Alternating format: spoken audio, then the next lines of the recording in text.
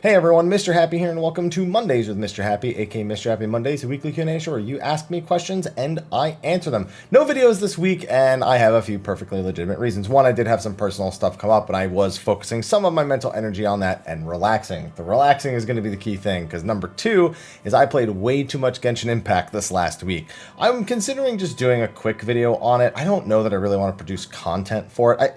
Dissidia Opera Omni I did some mobile game videos for. And it's fun and it's interesting, but there's always people who are more about like looking at rumors, looking at, things from the other regions that may have come beforehand.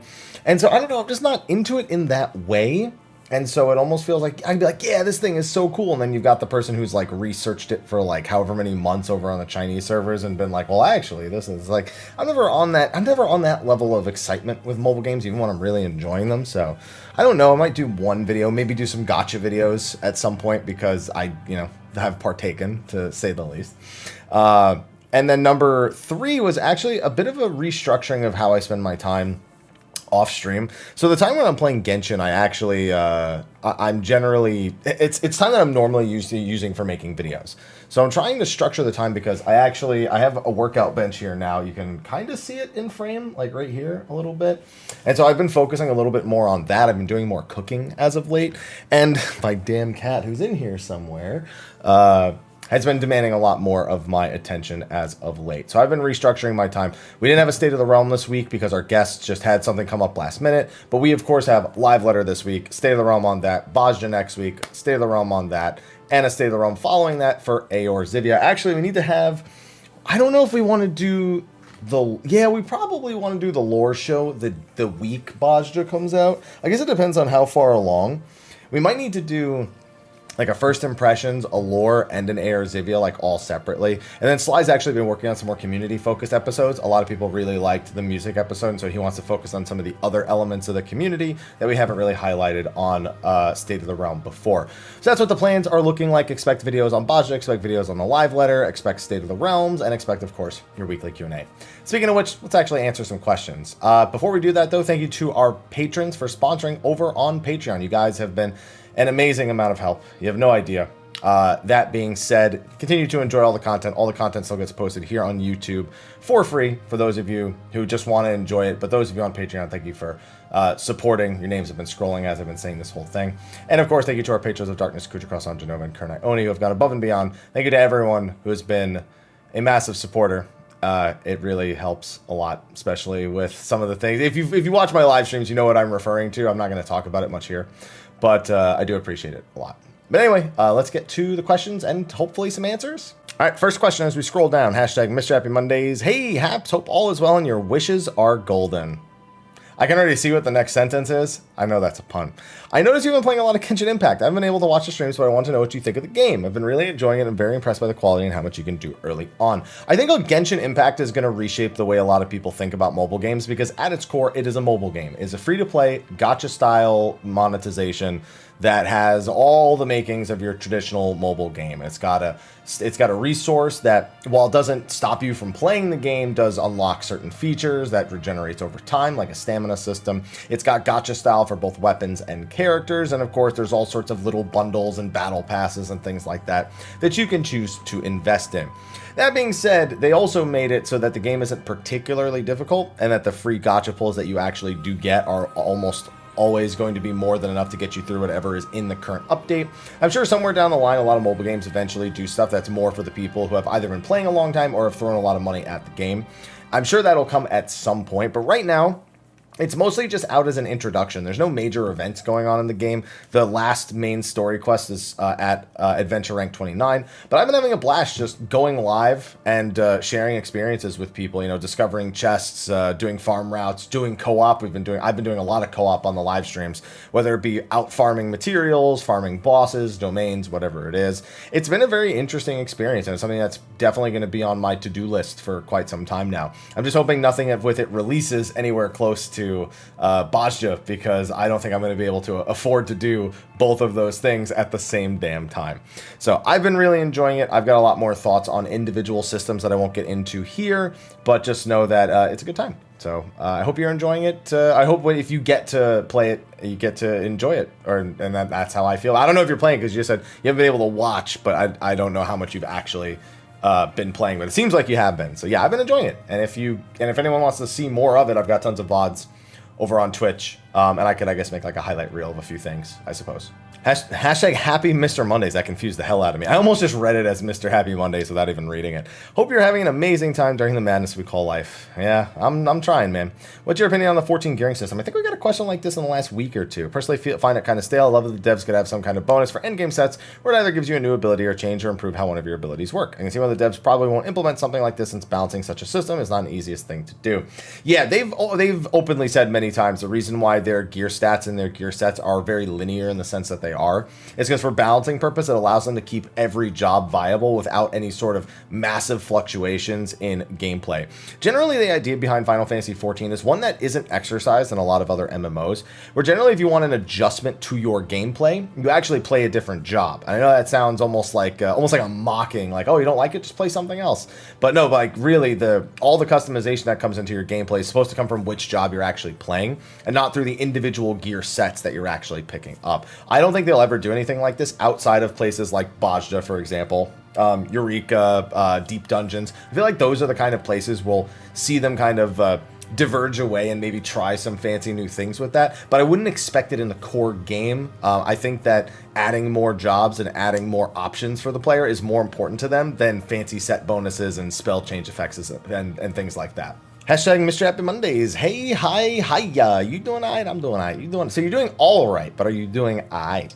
That's the real question. Do you think there will be a guild sync for future relic weapons? Remember, Realm Reborn weapons did have them. There weren't very many. The Realm Reborn guild sync was like, I think it was buying the items to desynthesize. I wouldn't expect anything more drastic than that. And keep in mind, when we talk about guild syncs does not include buying material off the market board. Some people mistake things costing gil and something being a gil sync. A gil sync is specifically removing the currency from the economy. It's meant as a balancing function in order to make sure that prices don't inflate all too much. 14 does not do a very good job at that. In regards to, if you're talking about just a step being expensive, I think maybe if you take the route that isn't Bajja, there's a possibility of that happening, because a lot of people have already forgotten that you don't have to do Bajja to upgrade your resistance weapon. They're giving us a choice, and I plan on doing one each way just to compare the two, how long they take, and what the experience overall is going to be like. So we will be doing videos on both of those things. But I think maybe if you go the route where you don't do Bajja and you just do whatever other thing they do for the resistance weapon, maybe there will be something that costs gil there. But it's more likely to be things like light farming or dungeon farming or Atmas, or things that we've experienced in the past with the Zodiac and Anima weapon series. Also, why is there more 8-man dungeons? Because they don't like them. Because they were, specifically dungeons, not raids. There's nothing but complaints about them. And given the difficulty of the average dungeon, bringing 8 people versus bringing 4 is just overkill. I mean, 24 practically feels that way until you get a really bad duty finder. That's a big reason why, for the difficulty dungeons are designed for. There's no point in putting 8 people. All it does is slow down the queue, or means more people need to be involved, and potentially kills the content out faster. So that's a big reason why. Hashtag Mrhappy Mondays. Hey, Hap, hope you're doing well. Quick question. How did your Patrons of Darkness become a Patron of Darkness? So I don't like to talk about that too much. It's nothing major. Realistically, they just said, hey, I want to do an amount bigger than what we think other people are doing. Can I be a Patron of Darkness? And that's it. I don't really like to discuss it. See, the whole thing with the Patreon is I've really struggled back and forth with whether or not I should make exclusive content for Patreon and then like try to push it more, because it is way more reliable than YouTube on average. You guys see how sometimes I go on these like mass uploading sprees on YouTube, and sometimes it dies back a little bit because there's a lot of ideas or things that I'd like to talk about that I end up just kind of discussing on my live stream and being like, it doesn't really suit a YouTube video. Something on Patreon though, something that's like exclusive to the people who have gone this extra level, it starts to make a little more sense. But the idea of, I guess, excluding members of my community from my content to place it on Patreon, like put it behind a paywall, I've never really done that before, and it doesn't really feel me. So I don't push people joining the Patreon. It's just there as an option, similar to like on Twitch, where people don't have to sub, people don't have to tip, people don't have to cheer, but it's made available as an option. Because sometimes, you know, over the years, people were constantly asking me, hey, do you have this?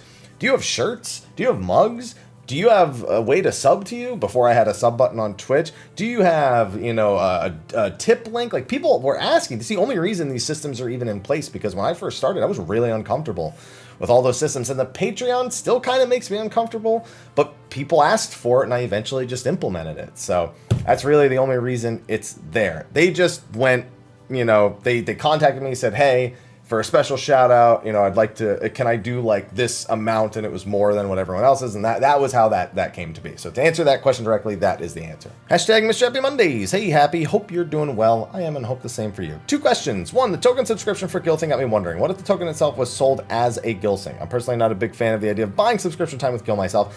No, so what you're saying is instead of somebody buying it with money and then selling it to other players, it's just added as a Gil thing. I think that's a very... See, that's a consumer-friendly idea. That is not a business-friendly idea. And you have to remember, they will always try to make sure that you are paying them money above all else. The reason why the gold token kind of works is because somebody is giving Blizzard money, and then somebody else is just buying that time from them. So it allows them to regulate things like purchasing like game cards more directly and, you know, into the bank accounts of Blizzard. So just making it so it's only Gil and there's no real money involved is incredibly unlikely, because they'd be losing out on, obviously not like millions and millions of dollars they wouldn't be missing out on. The average player does not have that much Gil, but they'd still be losing out on money compared to if they did it kind of the way WoW does it. I don't think they would make that sacrifice. I don't think many companies would. 2, assuming what I said probably wouldn't work, are there ways you could think a good way to sink Gil into the game? Quite frankly, dude, just give us like mounts that cost massive amounts of Gil. Obviously, people talk about Mog Station mounts and how they wish they were just in the game. Now, I'm not saying take those Mog Station mounts and put them in the game for massive amounts of Gil, but I'm saying that, you know, maybe if some of those were like a 20 million Gil mount or a 50 million Gil mount, something that just takes a massive amount of Gil out of the economy, it would do something. It wouldn't do a massive amount, because the people who have tons of Gil have hundreds of millions, if not billions of Gil. But it's better than having nothing at all. So that just becomes the question, you know, for some people, earning money to buy one of those mounts becomes their daily routine, potentially. They're like, okay, I need to learn how to make money. I want that mount. You know, I guess I can do a map here. I can gather this here. I can gather for 30. Like, all of a sudden they have to work things into their schedule, and it gets them a little more involved with different aspects of the game. But that's what I think. I think, honestly, for Gil Sinks, they should probably just add some huge cost things like we have for housing, but, make them just big, like, just make them glamour items that are mega expensive only from NPCs. That's it. Hashtag Mrhappy Mondays. Hi, Haps. Hope you are doing well. I hope the same for you. Recently made a transition to mouse and keyboard, and I've been playing FPS shooters to get used to it. Some of my friends have been telling me to try play 14 as well on the mouse and keyboard, saying it would improve my performance. I'm going to say this now, before I even read the rest. I have played with world first raiders who play on controller. You play what you're good at. That's it. I'm an ultimate See? And I've completed all the PvE content in the game. I did all that on DualShock 4 because you started playing. Moving forward, is it worth for me to go and learn? No! It does not improve your performance. Comfort improves performance. Now, of course, sometimes you want to step out of your comfort zone and try something new. But generally, between controller and keyboard and mouse, that's not going to be the difference maker that determines whether or not you're allowed to be a Savage Ultimate Raider or not, whether or not you're going to get the 95 percentile or not. Whichever one you perform better on will give you the better odds. So yes, while you could do it as like a personal venture to see how it feels, and maybe you end up liking it more, that would be a really, nice thing to learn whether or not, it's really more fitting for you. But it doesn't, to improve your performance, that just annoys me. Because you're an ultimate raider. I don't think that's exactly what you need. You know what I mean? So maybe if you want to do it for fun, but don't do it because your friends said it'll make you a better player, because you're not a worse player for playing on controller. That's not how that works. Hashtag Mr. Happy Mondays. Hi, how you doing? I hope you and your loved ones are doing fine. We are, and I hope the same for you.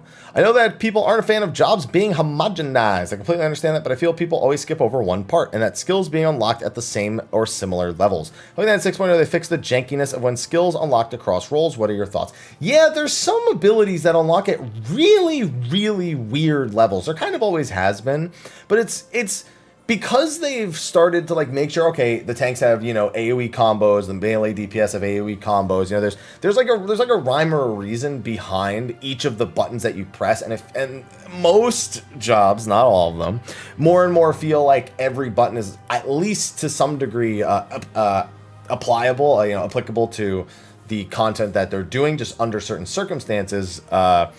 You then have shit where it's like, hey, my part 1 AoE combo and part 2 AoE combo I have by like level 40, and this job doesn't have it till like 48 or 54 or 72 or something. I'm like, what the hell? Why is there such a difference in the level range? It doesn't make any sense at all. Honestly, the same goes for traits.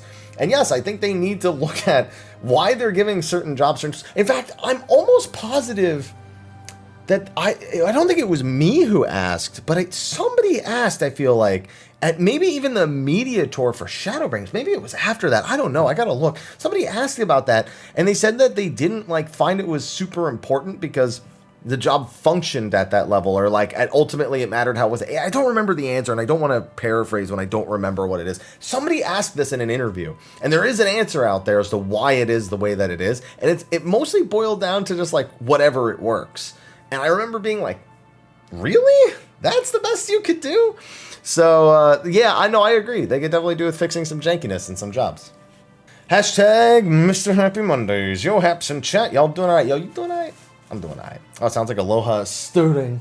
Aloha, do you stir back there? He does stir indeed. In your early career as a content creator, how did you go about looking for sponsorships? Or better yet, how did you start your sponsorship with SteelSeries? Like you had a video talking about it. Or maybe it was all a dream. I feel like I did too, but you're right. It could also just be my dreams as well.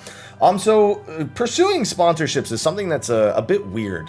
When a lot of people are starting out, they don't really know the difference between the different terms that you'll encounter in content creation, and I guess in any sort of space where you deal with companies looking to work with you. There's affiliates, there's affiliations, where a company basically, you become a salesman for the company. They pay you a commission and that's all you earn. Maybe they hand you like a free headset or a keyboard or something. Maybe they send you a free game now and then, but essentially they're just giving you, they're not paying you monetarily unless you actually sell them something. There's partnerships, which are generally supposed to be, equally beneficial to both parties. We see those a lot in gaming, where two companies will partner together and produce something that is unique, that is special, and that still represents both brands in some way. And then you have sponsorships, where a company pays you to essentially be a billboard. You know, maybe again they'll give you some headsets, whatnot, but they are indeed putting money in your pocket. That is what I have with SteelSeries. They put money in my pocket. I use their products. I sell their products with an affiliate link and a discount code for the people who want them, and the cycle just goes over and over again. Now that started as an affiliate. I originally wanted a sponsorship with Razer because all throughout college I went through 4 Razer Nagas a year, breaking them constantly, and somehow went, yeah, you know, I want them to sponsor me. Not how I feel, obviously, as you can tell, anymore. But I had a friend introduce me. Actually, I think my girlfriend introduced me to somebody from SteelSeries.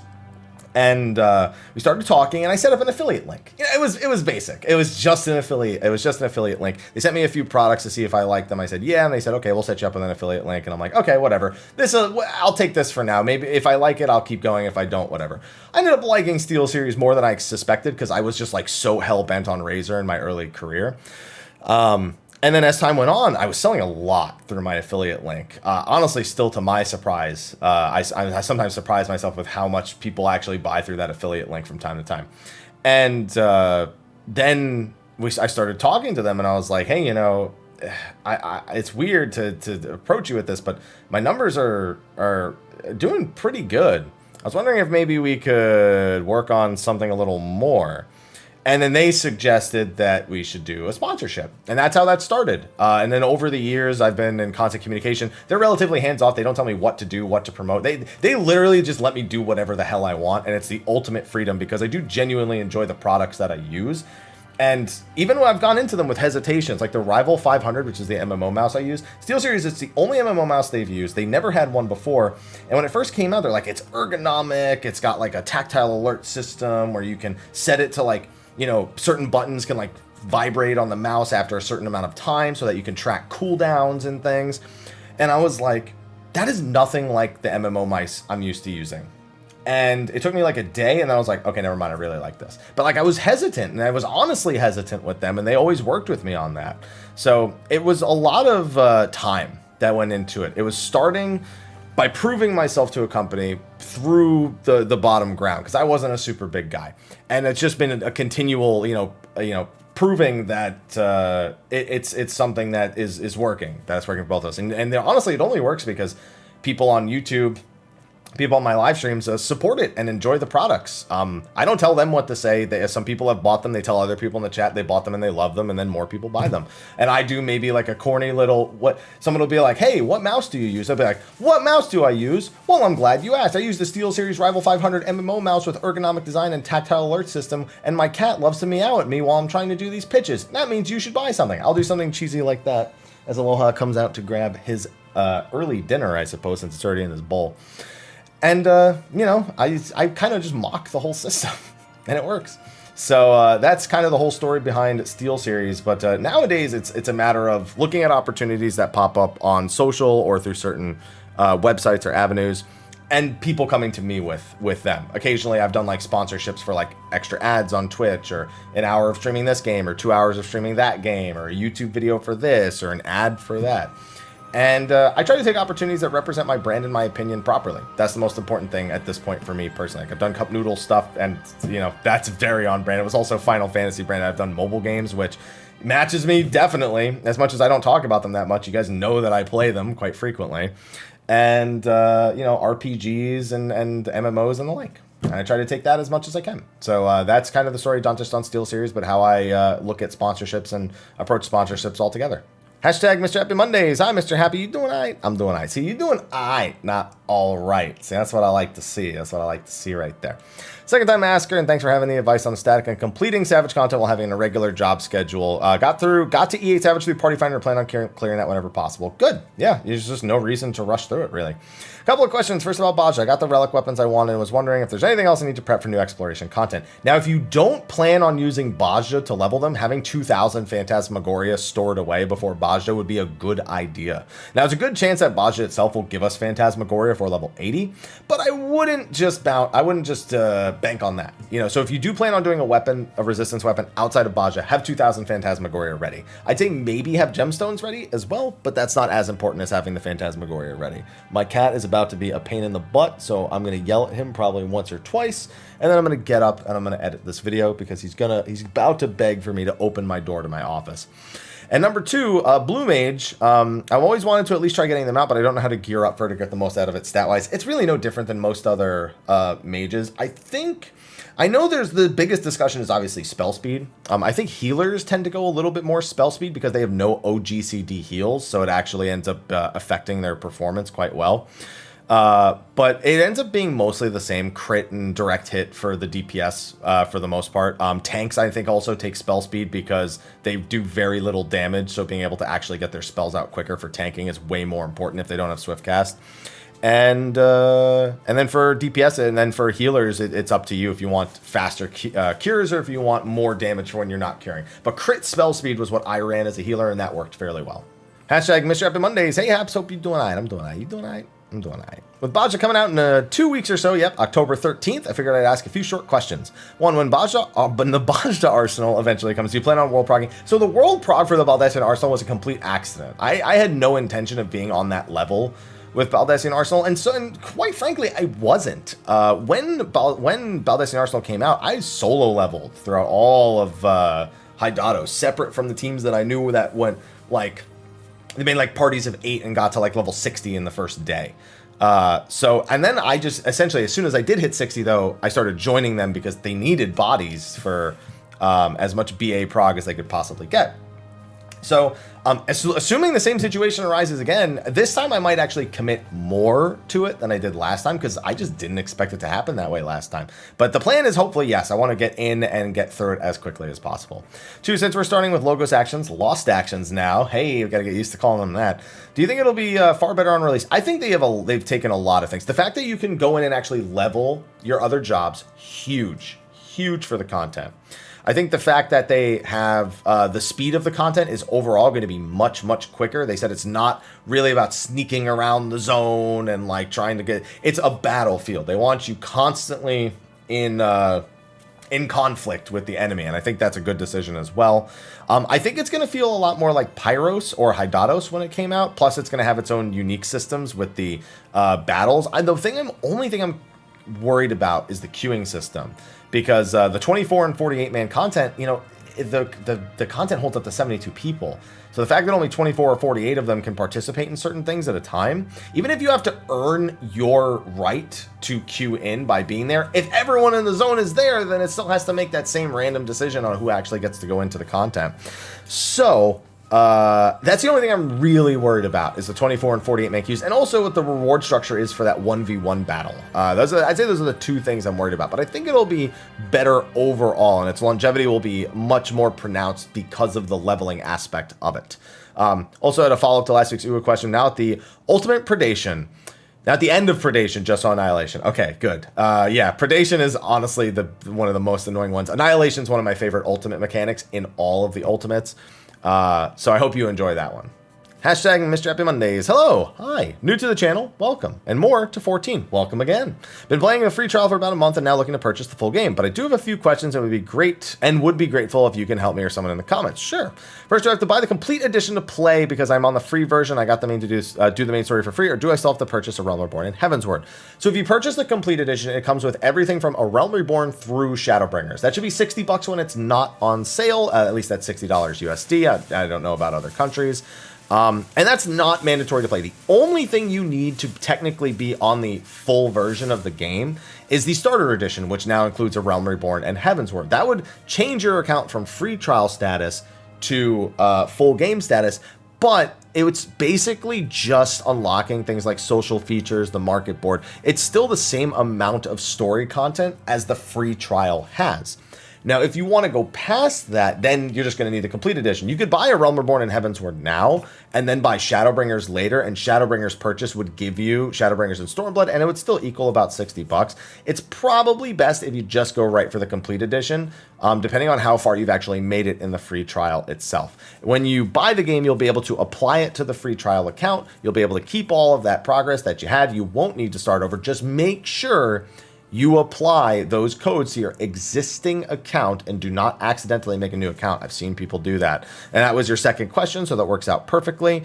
There's nothing to transfer at this point. I mean, as soon as you apply it to the game, there's no transfer of anything. You've been playing on the live servers. You've been playing with live people the whole time. So there's no transfer of anything. You just apply the code and bam, everything is unlocked and you're good to go. Hashtag Mrhappy Mondays. Hello, Haps. You doing all right? I'm doing all right. I'm doing all right. You doing all right? You doing all right? Been a while since my last question, but still watching every week. Glad to hear it, my friend. Couple questions for you. As one of the oldest 14 creators, I'm assuming you mean oldest as in been making content for the longest time, because I'm certainly not one of I'm certainly not one of the oldest, like age-wise, because I know some people older than me. What is your opinion on WoW content creators' commentary about 14, specifically the Asmongold videos? I don't really like to dwell on it because it doesn't really matter all that much, in my opinion. If somebody here's the thing, a lot of people in gaming in general, they get very, very attached to a franchise or a specific game, and if anyone just says anything about it they don't agree with, a lot of people attack people. And we saw it with Scott Zone, who's actually come up a lot recently because he recently posted on Twitter how he's been doing what he's been up to since everything that happened to him a while ago. And it's like everyone attacked him for having an opinion that wasn't just utter praise for Final Fantasy XIV, and it led to just so many terrible events that honestly we lost a great content creator because of everything that happened in that situation. Scott Zone, if he was able to work through it. I'm glad he's done what he's done. He says he's been working on his mental health. I love that he's done that. I'm glad that he's looking out for himself. But we lost a big content creator because of people's voraciousness against somebody with an honest opinion because they came from World of Warcraft. I still hate that whole situation. I really wish that he hadn't been treated the way he was treated. And Asmongold's kind of the same way. A lot of 14 people look at him and go, what an asshole. Rah, rah, rah. It just doesn't matter. The dude has an opinion. And everyone has an opinion, and they don't have to agree with anyone else's opinion. Nobody has to like Final Fantasy XIV. Asmongold doesn't have to like Final Fantasy XIV. And you know what? He's said that maybe he could try, but he's just not into the type of game it is, like the aesthetic, the Eastern aesthetic, the weebs, if you would take it. And you know what? I'm not gonna sit here and be like, well, you know, it's yeah, there's some people like that, but you know, that's not really how the whole game is. You should really try it out. No, because it doesn't matter that much.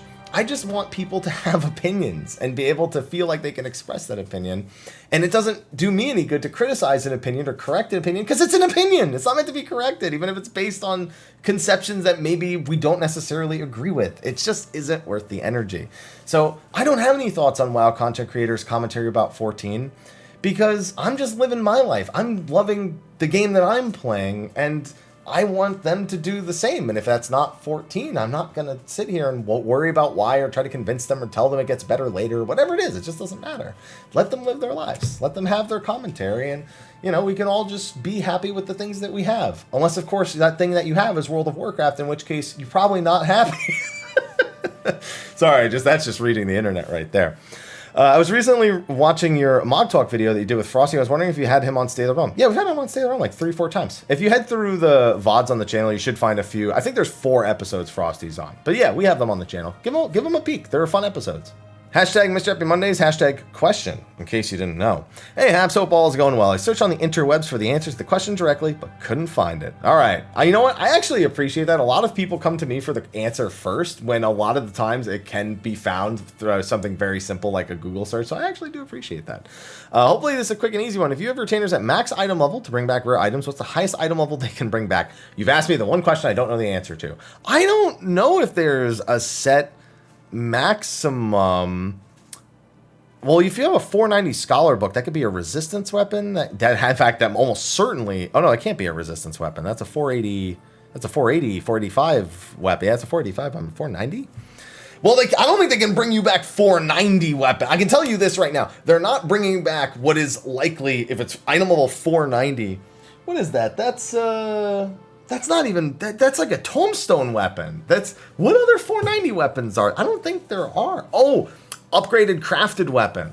Yeah. No, they're not bringing back upgraded crafted weapons. They're not bringing back item level stuff that's like currently relevant. I'll tell you that much at the very least. You got that at some point. You did this and you just don't remember doing it. So it was definitely you just upgrading your old crafted stuff for a job you barely play and you forgot you did it. I can definitely tell you that.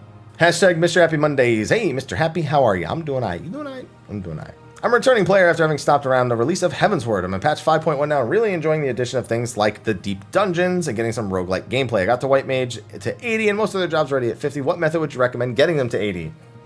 Well, it's a good thing you like Palace of the Dead and Heaven on High, because 50 to 70 is going to be a busy time for you. You can do Heaven on High 61 to 70. You can do Palace of the Dead technically 1 to 60 once you actually have it unlocked. I find that unbearable. I prefer to log in, do a few like roulettes, maybe a dungeon, like queue right into a dungeon that's like of level for me. Maybe fly around, do Beast Tribe quests, do hunts. I actually released a video every way to level in Final Fantasy recently. So that actually has more in-depth discussions about all of the different leveling methods. I just can't stand the idea of dungeon spamming or Palace of the Dead spamming or Heaven on High spamming. It just grates my soul to the very core. So give that video a watch, see if there's anything in there that you'd prefer specifically, but I'm telling you, it's almost certainly going to be Palace of the Dead Heaven on High if you want to do it very, very quickly and very, very reliably. Ugh. Hashtag Mr. Happy Mondays, hashtag Mondays with Mr. Happy. Hello, I hope your week is going well. Thank you, and I hope the same for you. My question has nothing to do with 14. That's fine. This isn't a 14 only Q&A. You're more than welcome. What to actually has to do with podcasts. Friend and I have been told for a while that we have good chemistry. We should try our hands in the podcast world. Just curious on how you set up yours, such as making a layout that displays people. I understand that I could very easily look this up. Going back to the question from before, always helps to hear from someone who has actually done this for a while. So it's just basic Photoshop. You basically need transparent layers in order to make sure that you can put the overlay laid over your cameras, and that way it doesn't like cut off, or like the sides don't like showing a square. You can make borders for the different windows, and then it comes down to graphic design. We paid somebody to make ours because I have no artistic style. Sly has no artistic style. It would have looked like shit. So we paid somebody to make ours, and that's worked out fairly well for us up to this point. But yeah, that's really it. Names, Twitter, whatever you want, whatever information you want to put on. We do Twitch chat on ours.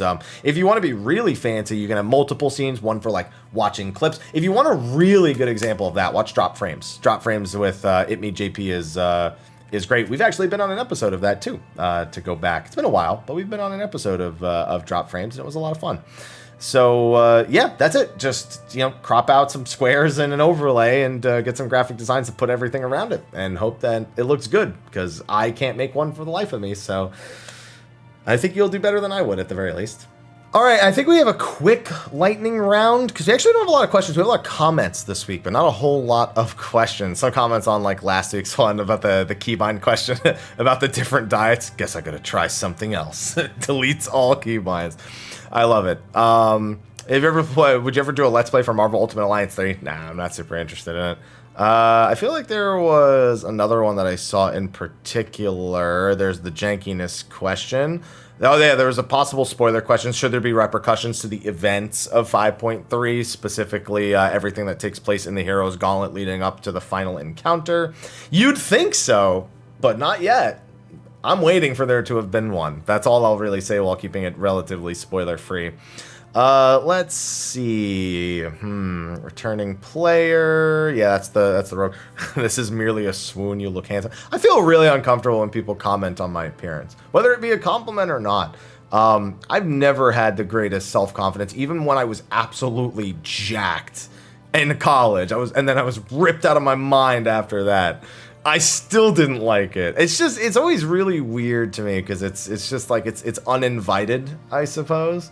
And I don't feel the same way, and I never have. So, thanks, but don't do it again. I don't really know what else to say. Let's see. Are we getting new relic weapons? Yeah, somebody answered that in the comment section of that anyway, but I answered it throughout the show.